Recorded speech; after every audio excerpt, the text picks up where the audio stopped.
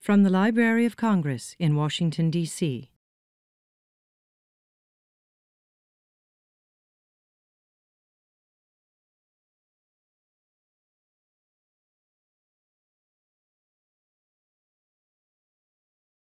Hello, everyone. If I could ask you all to take a seat at this time, that would be great.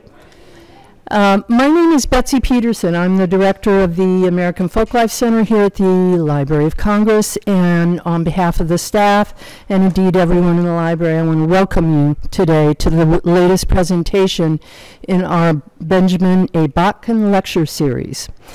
The series allows us at the center to highlight the work of scholars in a range of areas in the disciplines of folklore, ethnomusicology, oral history, and cultural heritage, while also enhancing the collections here at the American Folklife Center.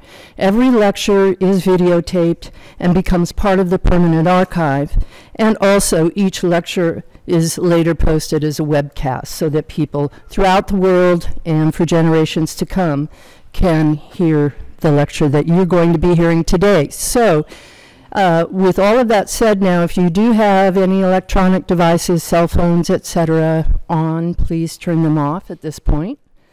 We are very proud to be the American Folklife Center, but sometimes I know the name gives people the wrong impression, or that our interests and our archival holdings are only limited to American materials, and that is not the case at all.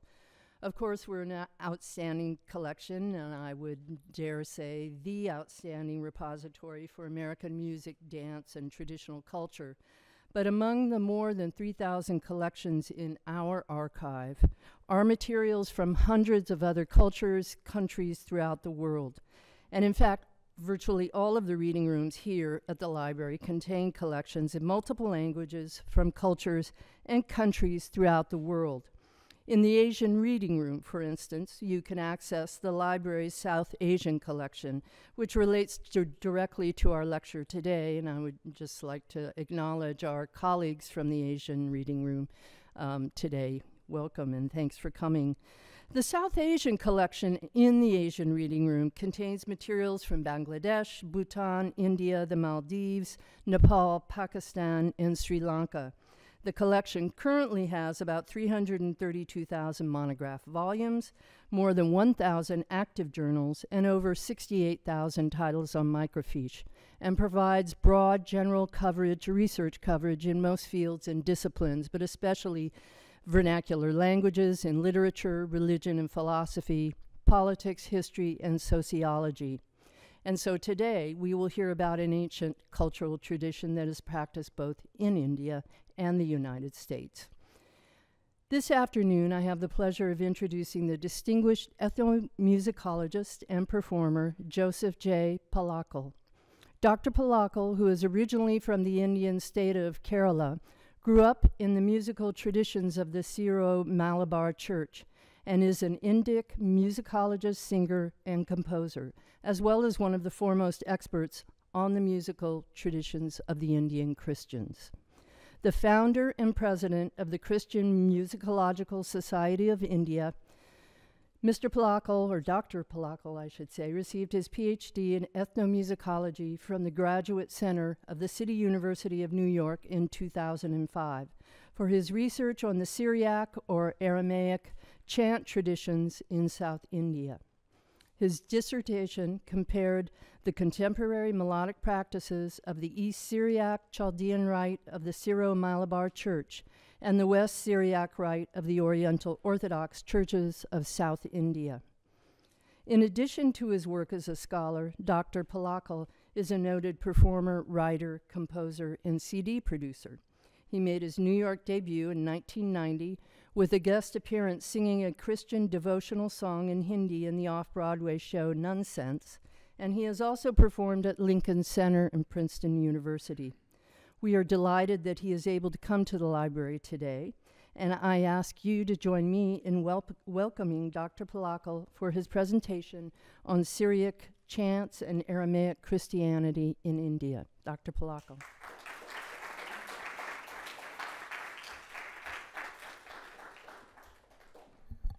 Thank you for that wonderful introduction. Let me begin by chanting the Lord's Prayer using almost the exact words that Jesus taught his disciples.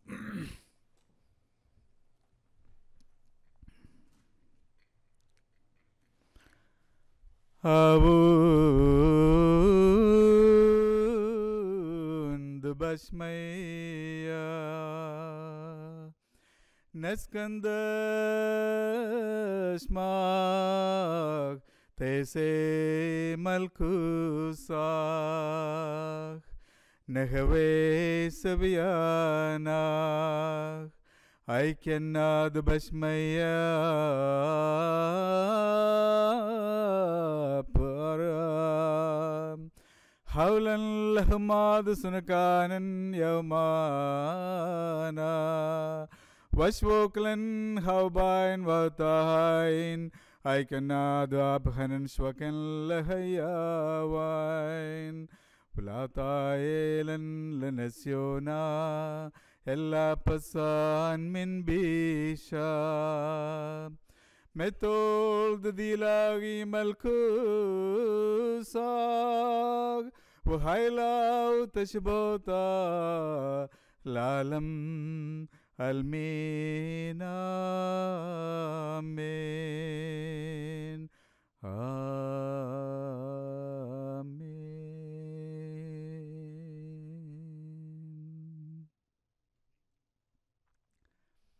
With your permission, I would like to dedicate this event to the saintly Palackal Thoma Malpan, my collateral ancestor who died in 1841.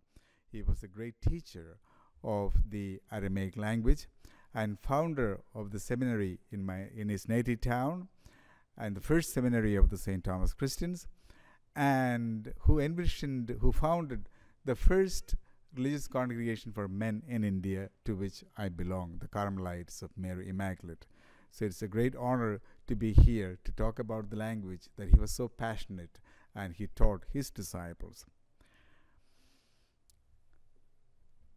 Almost for 1,000 years, the biggest export item from India was religion.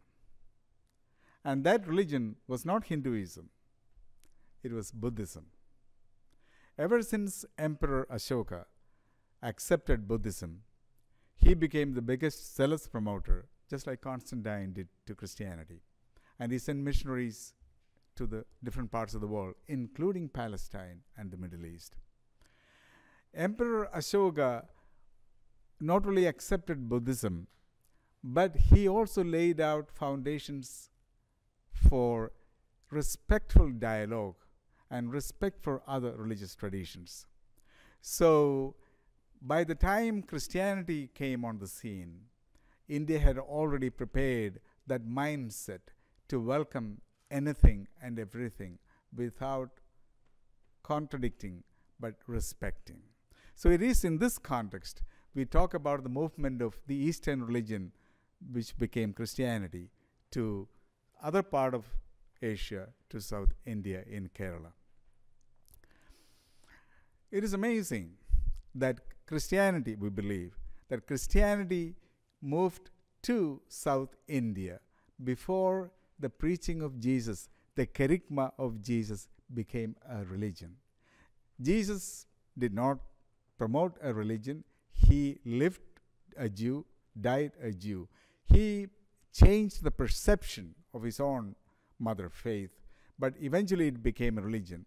Before Christianity became a doctrinal religion, the faith reached Kerala. We believe it came through St. Thomas the Apostle, one of the 12 apostles. Because of the trade relationship, spice trade, the region was known to the Middle East, so probably he came in one of those ships. In any case, we received that simple faith. And interestingly, this is the man who made the biggest profession of faith in just 2 words in Aramaic language. Mar Walach, my Lord and my God. This was an exuberant outburst when Jesus appeared especially for him and asked him to touch his hands and touch his side. he came out with this profession of faith, Mar Walak, simple words, my Lord and my God. While the disciples were doubtful, he said, you are man and God. And it took 325 years and the high-handedness of a Roman emperor to arrive at a simple consensus on the exegesis of these two words, which we have in the Nicene Creed. You look at that creed, how verbose, how difficult, how much they have been struggling to pin down what St. Thomas the Apostle said in 2 words. So this faith in its simplest form came to India, and it survived there. And the due course, they created poetry, meaning they had connection with the Middle East in the Syriac Aramaic language. The poetry that they were singing celebrated the faith, the simple faith. I'm going to sing 2 lines, a couplet, which expresses deep Christological theology. So this is part of a canonical prayer, Liturgy of the Hours. This is the 18th couplet from a long chant sung during Advent and Christmas seasons. But this particular couplet, when it comes to that couplet, the liturgical book says sing thrice, 3 times, because of the significance of the text, which I will explain soon. And the Syro-Malabar Christians began to take it as a separate chant and sing it in 3 ascending pitch registers and proclaim the faith. Sagadinan mar, lala husag, walna shusag, dilapu laga. Sagadinan mar. Mar, the same mar walak, mar. We worship you, Lord. Lala husag. Allah, Alaha is God. Allah husag is divinity. Lala husag, your divinity. W alna shusag. And your Nasha is man. Nashusa, humanity. Nashusag, your humanity. The next phrase is the crucial. Dila pulaga. Pulag is doubt or division. Very clever play on the word. La pulaga, without division or without doubt. While Christianity was struggling in several ecumenical councils to define how did humanity and divinity in Christ came together, they were breaking their heads. They were expelling Nestorius. So you can imagine so many things were happening. St. Thomas Christians in India were singing this couplet, which proclaimed everything was resolved. There was no problem. Let me sing first and then we will talk a little more. Sagdinan marlalahu sag, walnashu sag dlapulaga. Sagdinan marlalahu sag, walnashu sag dlapulaga. Sagdinan marlalahu sag, walnashu sag dlapulaga. There is another song that again dissolves the cloud of Nestorianism that was hanging over the St. Thomas Christians ever since the Portuguese encountered them. And that song is another traditional melody. Bar Mariam, Bar Mariam, Bar Alaha, Eldest Mariam. Son of Mary, Son of Mary. Mary gave birth to the Son of God. So there was no problem. Theotokos is not a problem. There's no need to fight and kill each other. It was already reserved. So they sang, Son of Mary, Son of Mary. Mary gave for the Son of God. There was no confusion. Bar Mariam, Bar Mariam, Bar Allah, Eldest Mariam.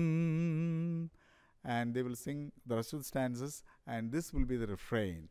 The rest of the stanzas go, Son of Mary did this. Son of Mary promised the Palackal. Son of Mary sanctified the waters at Jordan. by receiving baptism. So everything is Son of Mary, Son of Mary. But that Son of Mary is the Son of God. So there was no confusion. This is how they celebrated faith, through chants. There was no doctrinal imposition. It was part of their faith. And at this moment, I would like to bring in one Malayalam word. How the word Haimanusa, the Aramaic word Haimanusa, meaning, which we translate into English as faith. The Kerala people translate it into Malayalam, or maybe into Tamil before Malayalam became a language. Vishwasam. Vishwasam. Swasam is breath. Breath. Vishwasam is Vishishtamaya Swasam. That means it is beautiful breath. This is how they translated faith into Malayalam. It is part of the breath of the people. It is not just something that you believe in. It is not something that you discuss. It is not that something that you arrive at a conclusion, but it is your breath, your own breath. That idea of breath comes from another word in Aramaic, that is the meaning of which is breath is ruha. Ruha, which we translate awkwardly in English as Holy Spirit. Ruha, the very breath of God.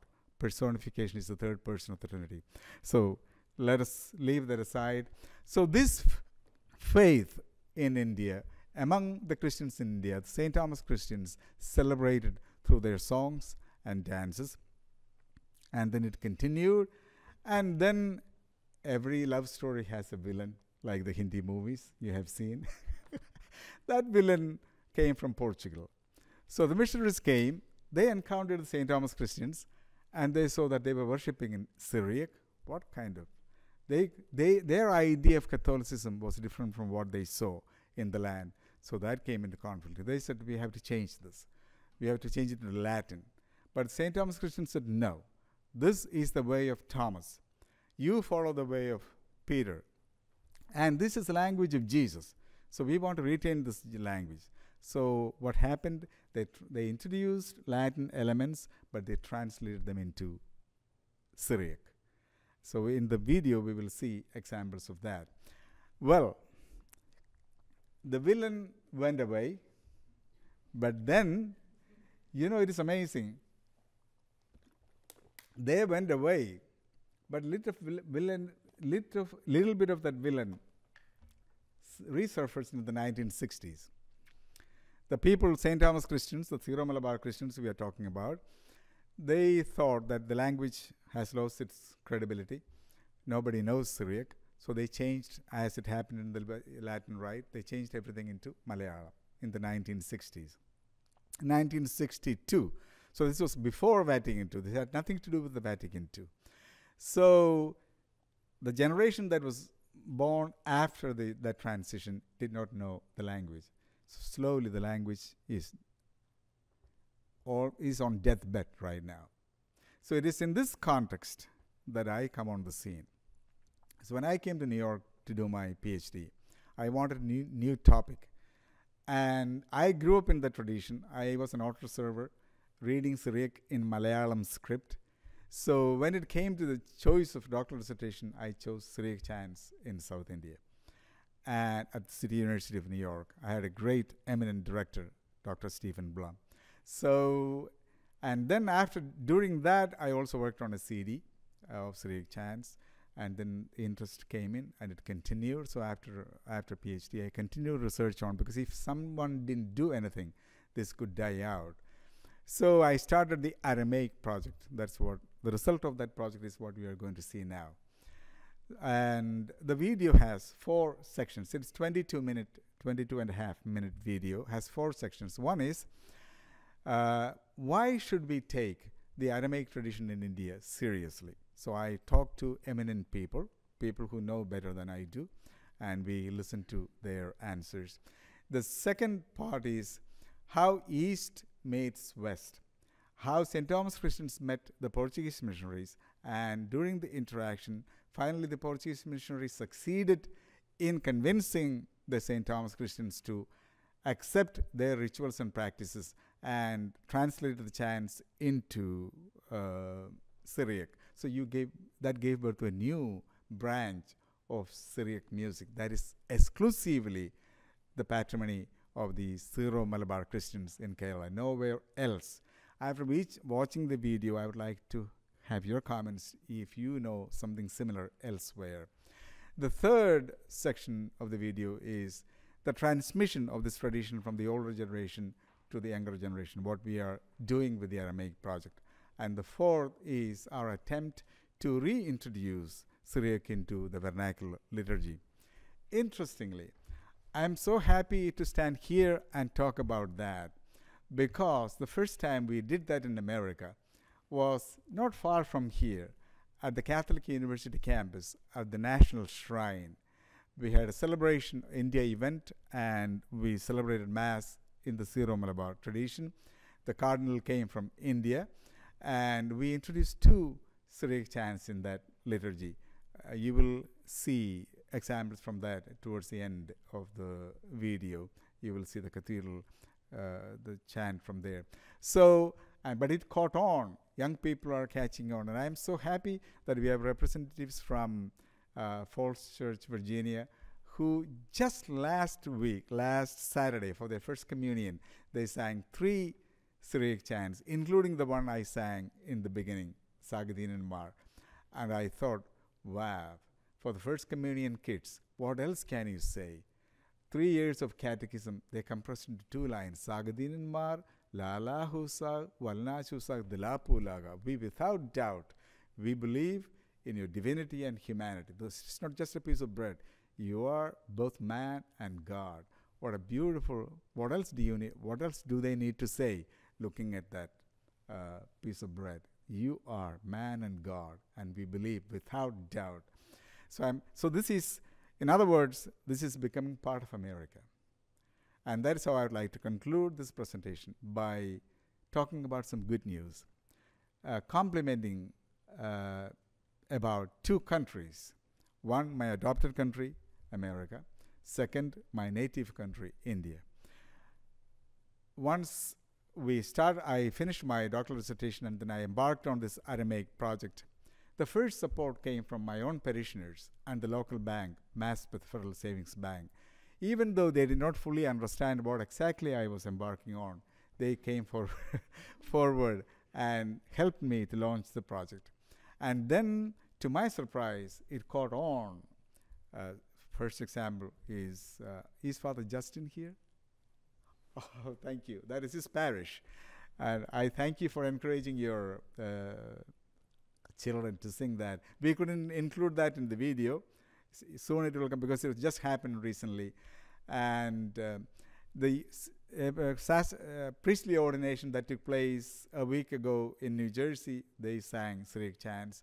Next week on June 3rd, they are going to sing Syriac chants during a priestly ordination. So it is catching. This is becoming the patrimony of this country. It is becoming American. That's the story of America. It came from everywhere. It found its own life here. So that story is continuing. That Aramaic language and music is getting an American facelift. So someday it will become part of the Christian experience of the children here. And finally, my native country, India. India, from the beginning, welcomed ideas, ideologies, and even contradictory ideas into its shore. When we think of India, it is slightly different imagination of the country from the contemporary forces that want to reduce India into a Hindu country, a narrow perspective.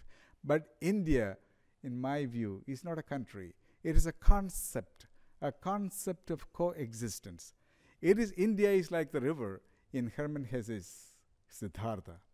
Everything that flows into it comes to the shore and becomes Indian. It is fascinating. Open to everybody, welcoming everybody, but converting it into Indian.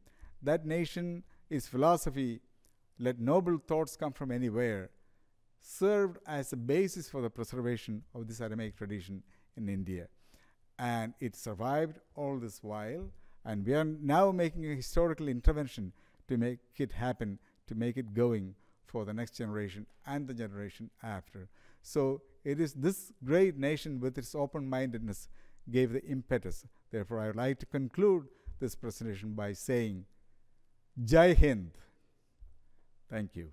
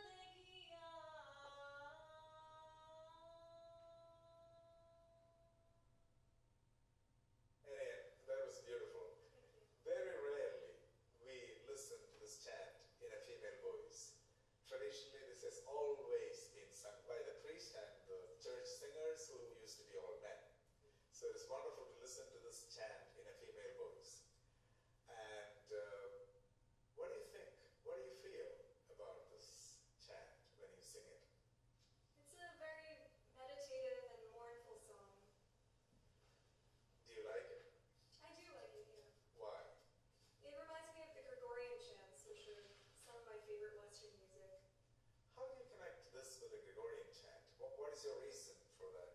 There's this kind of unstructured tempo to it and a very natural flow of time that you don't really see in other music. Interesting. Now, given an opportunity, will you learn more songs in Syriac? Yeah, that would be interesting. And when the time comes, will you teach your children this kind of songs? It's very hard to say, but I would like to think that I would.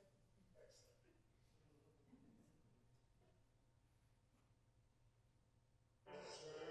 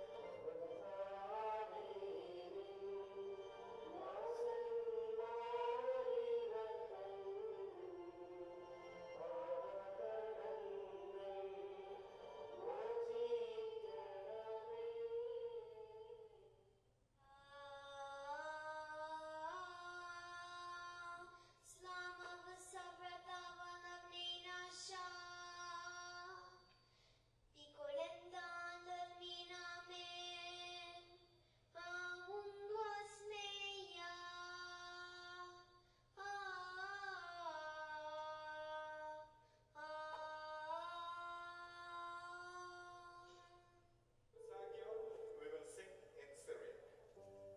Brothers and sisters, raise your voices and glorify the living God.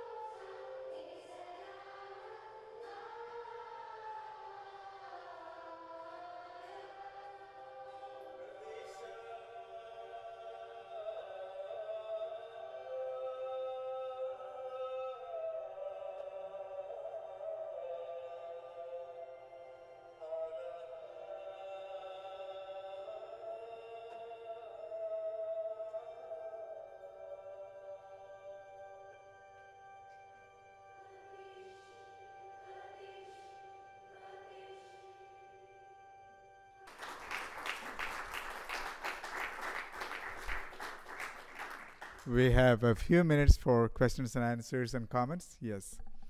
Yes, please. Yes, when the music is written down, is it written in a truck type thing, like chanting? This is an oral tradition. Staff, This is an oral tradition. strictly oral. Strictly. There were 2 attempts to make notations, but that never picked up. People learn by listening and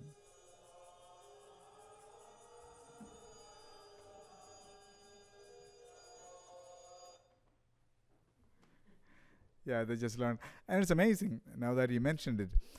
When I was in the seminary, before that, I have to mention, acknowledge a very special person who is attending. My rector, when I was in the minor seminary, my rector, Father John Biani, for some reason, he is here, some miracle.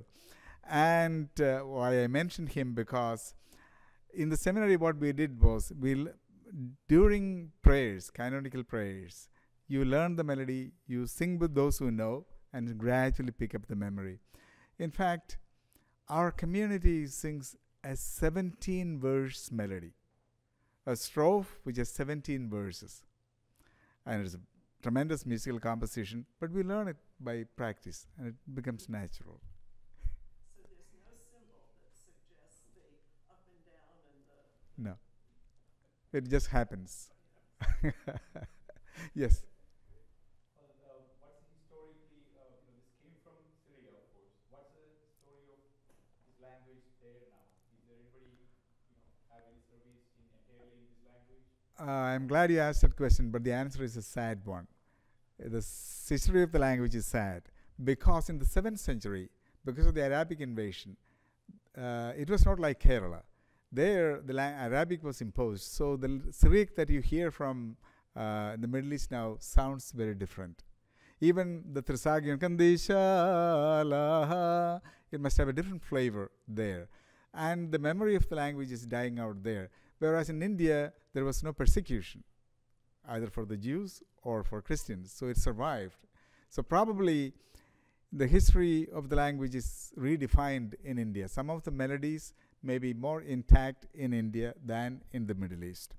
Now, not all the melodies came from Syria or Middle East. There were some melodies, especially the Portuguese period, the melodies were composed in Kerala. We showed only very few samples of that. So Kerala has its own contribution to the music history of India. Yeah. Father, one quick question. Yes. Aramaic and Syriac both are same? Oh, good. I am glad you asked that question. Aramaic, Christian Aramaic is known as Syriac. The Aramaic language was a commercial language for a long time. Remember when Emperor Ashoka published his edicts, Aramaic was one of the languages, which means there were people who knew only Aramaic in the kingdom. Because if you didn't know the rules of the kingdom, your head could be chopped off. So there were, just the way we do Chinese in Chinatown in New York, there were Aramaic inscriptions. So that was a story there. And then, so it was already in the history of the language. And when Christianity came, literature in Aramaic came to be known as Syria. Political situations changed. One major reason is the translation of the Septuagint into Greek. So Syria, Aramaic became Syria, Syriac. And then it stayed on. Now there's a move among St. Thomas Christians in many Syriac churches in Kerala to take out that Syrian and make it Syriac because they don't want association with Syria. Rather, Syriac Christians. Thank you for clarifying that. Yes. Yes. How about the Portuguese? We hear that they also, when they came to India, they tried to suppress it and destroy it in history. Is that what do you find in your research? There is an element because they challenged us. They said they thought this was not real. So they wanted us to change the language into Latin and chant and all that. But we resisted. So in the process, one group broke away from that tradition and said, no, we don't have to do anything with these people. So that are the Jacobites, the Orthodox and Malangara and all that. But we, the Syro-Malabar Christians, stayed with the Portuguese, but translated into Syriac and continued the tradition. So we adopted benediction of the Blessed Sacrament, we adopted novena to saints, and we have songs for that. The song that the children sang in Pallurthi Cochin is Bedad Yauma Negadol Klila Dasami Rasa Likar Mariam. It is a hymn to the Blessed Virgin. Probably that was composed when we started this novena and all that. So we cannot say they destroyed everything. I wouldn't use that word destroy. They challenged us. The Syro-Malabar Christians accepted that challenge and translated it into Syriac and moved on. So in the history of music, that became a boon because we have a new branch of music in India. And after the Portuguese left, we didn't do much to revive the tradition, and then we left it. We cannot blame anybody for what we are doing now. I am glad some of our priests are stepping forward to reclaim the zero of the Syro-Malabar Church. Otherwise, the next generation will think it is zero. So that zero stands for Syriac language. So I am glad for priests like Father Justin and his assistant Felix Simon. They are all trying to bring it back. And someday we will study the history of the language in America. Amazing. Yes. Question between the history of the Catholic versus the Orthodox chants. Are there differences? Oh, yes. Yes. The Orthodox Christians use West Syriac. The Catholics, the Syro-Malabar, we use, I cannot say Catholic because Syro-Malankara also uses West Syriac. So the Syro-Malabar Church and Church of the East, two churches, there are 8 churches among St. Thomas Christians. 2 churches use Chaldean Syriac. So what I am singing, what you heard here, the whole story of Chaldean Syriac, East Syriac. West Syriac the pronunciation is different. Basic difference is like British English and American English. Are the melodies different? Yes. Oh, completely different melodic repertoire. Very different melody. They have a very complex system of music. It is much more complex than this. We cannot even. They have a practice of singing one chant text in 8 different melodies. Octo-echoes. That is the origin of the octo-echoes that we study in Gregorian chant. Same text for different seasons. They sing in 8 different tunes. Whereas in the East Syriac tradition, we sing same melody with different texts. What a beautiful complementarity. That means we taran tiram tarariram tirariram tirariram. We apply that to different texts written in the same meter for different liturgical contexts. So these are complementary traditions. It enriches the world. But for example, to be specific, East Syriac will say Alaha. Kandisha Alaha, holy God. Alaha is God. West Syriac will say Aloho. Kandisha Aloho. Shubaho Labo Labro Vel Ruho Kudishu, the minor doxology. Glory be to the Father and to the Son and to the Holy Spirit. Shubaho Labo Labro Vel Ruho Kudishu. Whereas we will say Shubha Laba Vel Ruha the Kudisha. Kudisha instead of Kudisho. Such differences. Yes. This world is more complex. This world of music, Syriac music, is more complex than we think. Thank you for that question.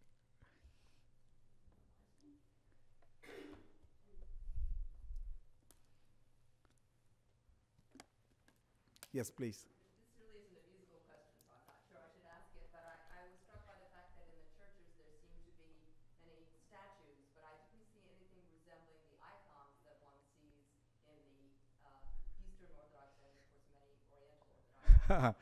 Good observation, because these are from the Syro-Malabar churches, which was in a way Latinized. So most of the segments are from that tradition. That is why you see that. Good observation. Thank you. I want to thank Dr. Joseph Palackal again for coming and